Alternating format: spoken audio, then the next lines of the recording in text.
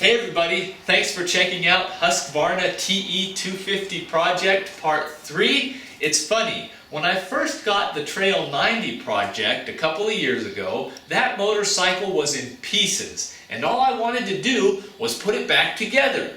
When I bought the Husqvarna, it was fully assembled, yet I did this. But hey, what can you do? That's life. Sometimes it doesn't make sense. Sometimes I don't make sense. I'll render you and your machine. But anyway, summertime is coming. I'm getting tired of tripping over parts. It's time to fix what needs to be repaired and turn this pile into something I can ride. We'll get started with the engine. So now that I've got this thing up on the operating table, the first thing I want to do is clean it off a little bit.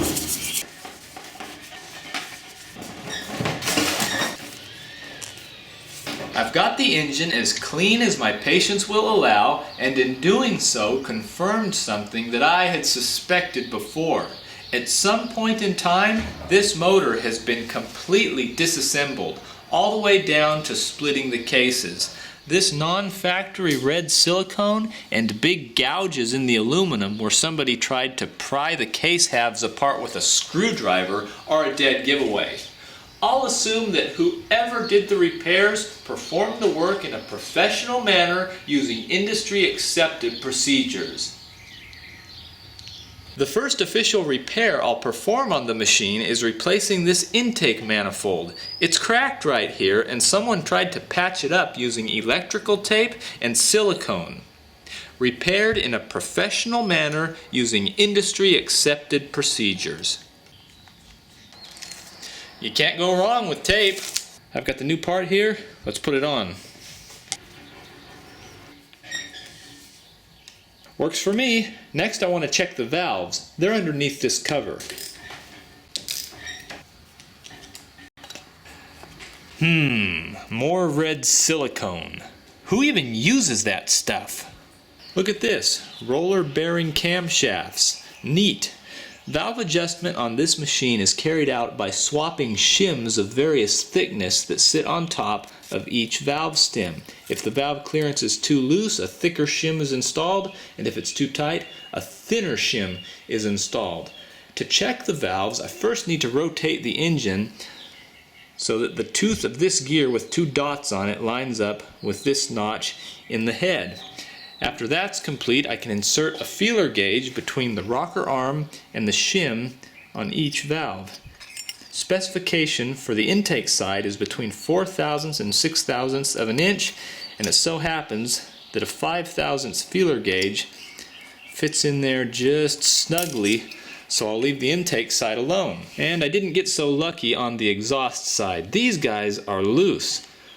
Look at that. Specification is between 6/1000 and 8/1000 of an inch. This one's sitting at 14/1000 of an inch, and this one a whopping 20/1000 of an inch. If I ran it like that, it wouldn't cause any damage. The trouble usually comes when valves are too tight. High combustion temperatures need to be dissipated from the exhaust valve to the head. If a valve is too tight, the valve never contacts the head and you risk burning a valve. But since I have this apart anyway, I'll remove these shims to calculate what replacement shim size I need. I'll make the order and replace the part. From what I understand, replacing these shims is pretty easy. The first thing I need to do is pull off this clip with a pair of needle nose pliers. With the clip removed, the rocker arm should just slide out of the way, and I can retrieve the shim with a magnet. Well, I got both of these little buggers out, and it looks like the shim that was installed on the looser side is 70/1000 of an inch thick, and the shim that was on the tighter side is 78/1000 of an inch thick. So I did some calculations, and I think a couple of 2.1 millimeter shims should be just right. So while I wait for those to arrive in the mail, I'll put all this back together so nothing gets lost and move on to the next order of business. Now I want to dive into this right side case. Originally, the TE250 comes equipped with electric starting, and although I have the starter motor, for some reason the internal gears that go with it are missing, so I need to replace those. But I also want to just have a look around in here. The previous owner told me that he had to do some clutch work, and he provided me with one of the parts he replaced. Have a look at this hub. 3 of the clutch spring mounting posts have been broken off, then glued back on, and then sheared off again. This was installed in here. I'm sorry. I'm sorry. Oh, what treasures may lie within.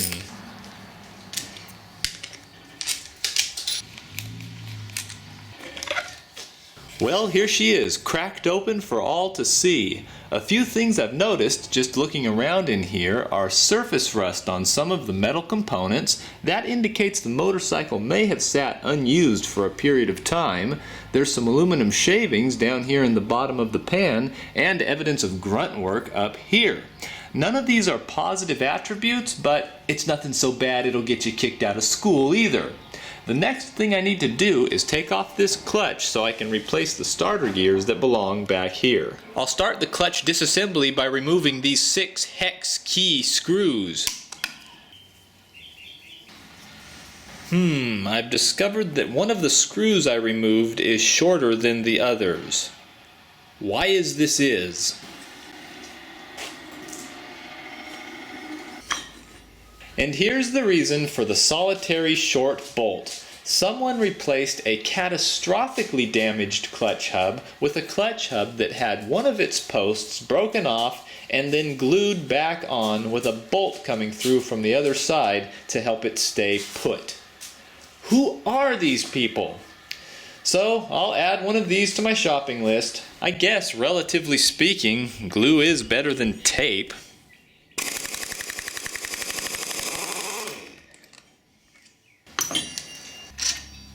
Okay, that's as much as I need to take this apart to install the starter gears, and look what I got. These things were expensive. I don't even want to talk about it. Let's just put it back together and help me forget. Guess what? I just made a discovery. One of the mounting holes for this bracket is totally stripped out and unusable.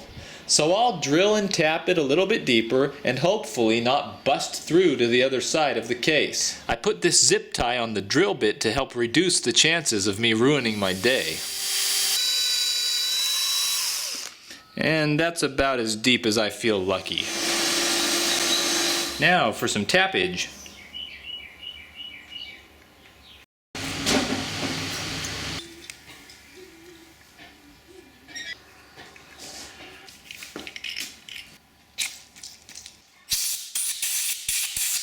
There, now I can use a longer bolt. Time to install this plate.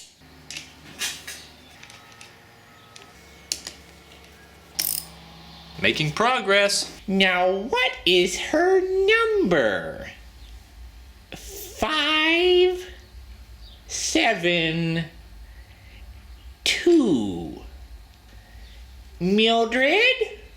Harvey and I will be right over for bridge after supper. Alright, electric starting is back in business. I searched high and low for a clutch hub that hadn't been ruined and then pinned back together. I couldn't find a new one at a reasonable price, but I was able to locate a complete pre-owned clutch assembly. So I'll use the part that I need and then sell the extra stuff to offset some expense. So I'll slip on this basket, then a washer, next the hub. Look. Unspoiled. This nut needs to be torqued to 55 foot-pounds, but holding this hub steady while doing that can be tricky. If the engine is still in the bike, you can usually stand on the rear brake and that will effectively lock up the transmission, but that's not an option here. Now it's tempting to just thread a couple of bolts into these posts and hold it still that way. I'm not an expert in the tensile strength of aluminum alloys, but I don't think these are any match for this. Witness What I'll do to tighten the nut and hopefully avoid any carnage is slip a nice, gentle strap wrench over the hub to hold everything still like that while I put the twist on this. Alright, we'll see how this goes. The ratchet mechanism on my old torque wrench is almost completely worn out. This thing is evil. It has a tendency to break loose and just freewheel at the precise moment that you're applying maximum pressure and your hand is directly aligned with something sharp. Got it. This strap wrench was a good investment. I bought it at Sears. Sears is a sad story. Once a fine, proud retailer is now an empty shell of its former self. What a pity. But this is not a pity. Time to install the clutch discs.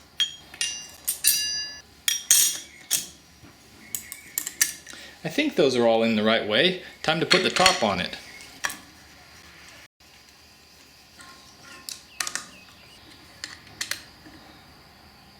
That clutch is ready to clutch. And the last thing I need to do before closing up this side is replace an oil seal that I noticed is compromised. When installed, it slips over the crankshaft and forces oil to the top end of the motor, so it's important.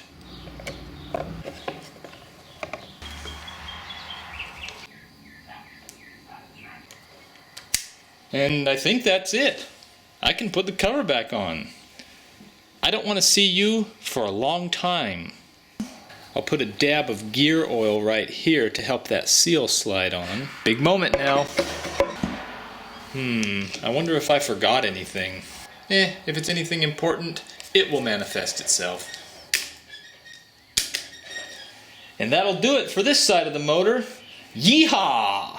We'll move on over here now. I mentioned earlier that when I got this bike, the clutch didn't work. Well, come to find out, the reason for that is a slave cylinder that's in really rough shape.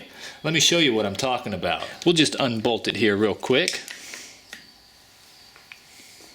This slave cylinder is an example of negligence and abuse in a small package, but it costs over $100 to replace, so I'll try to repair it.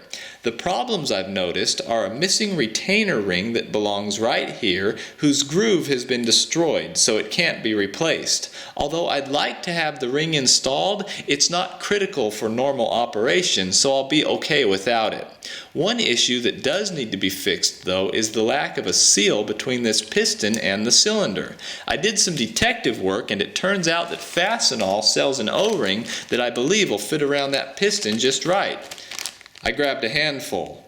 So let's put it together and see if it works. Fortunately, this hydraulic clutch uses mineral oil rather than brake fluid, which means the standard nitrile O-rings I bought are compatible. That felt pretty good going in. Time to reinstall and test it out.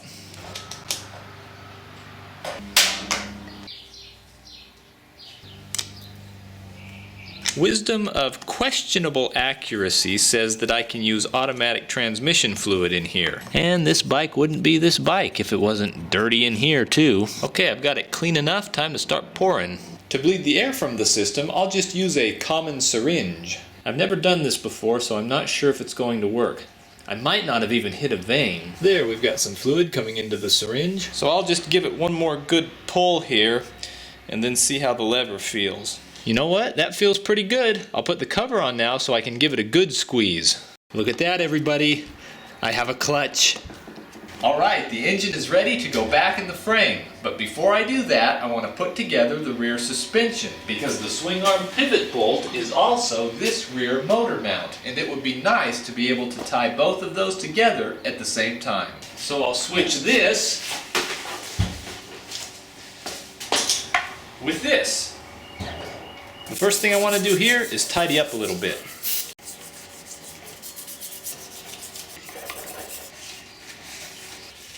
That's better. Now I'll pull out all these bearings, clean, grease, and reinstall. I'll use some light oil on a rag to clean the bearings. I don't want to just spray the oil in there because that would dilute the grease that I pack in later. The bearings are clean. Now I'll mush some grease in there and reinstall the sleeve.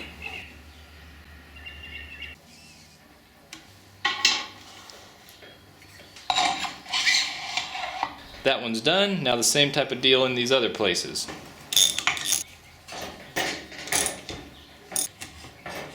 This is a lot of parts to keep track of.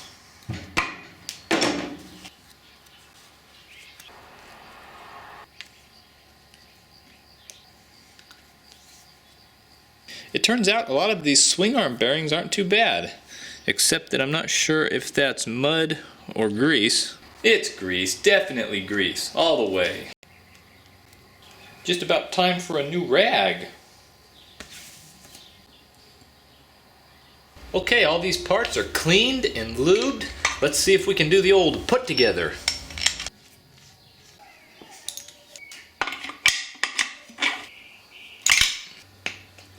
There, I think it's ready. Except for one thing. I'm getting rid of these stickers.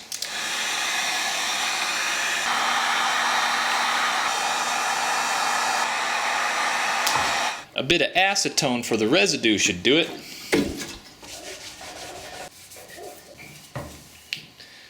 I can live with that. Swing arm's done. Now let's get this frame in the rotation.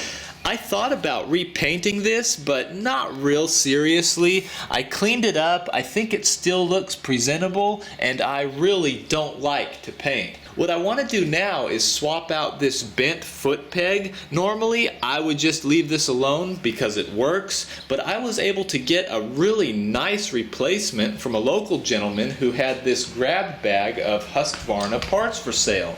I'd been looking specifically for a rear brake master cylinder because the one I have is toasted.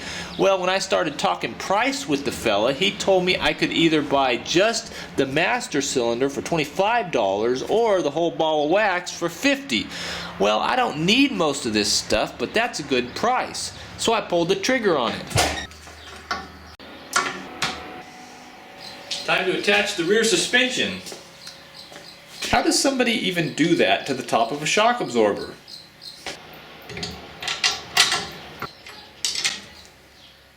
I think I'm ready to set the motor in there.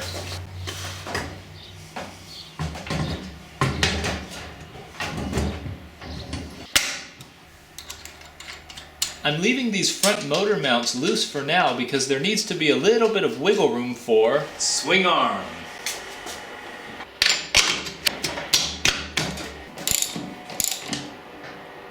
Now I can tighten these down.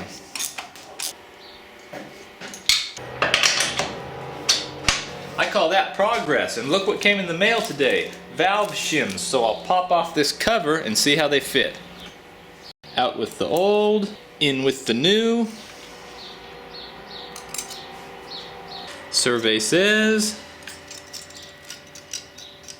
good. The valves are put back together, and that'll wrap things up for today. In the next segment, we'll get some more of these parts off the floor and back where they belong. Maybe get some wheels on this thing.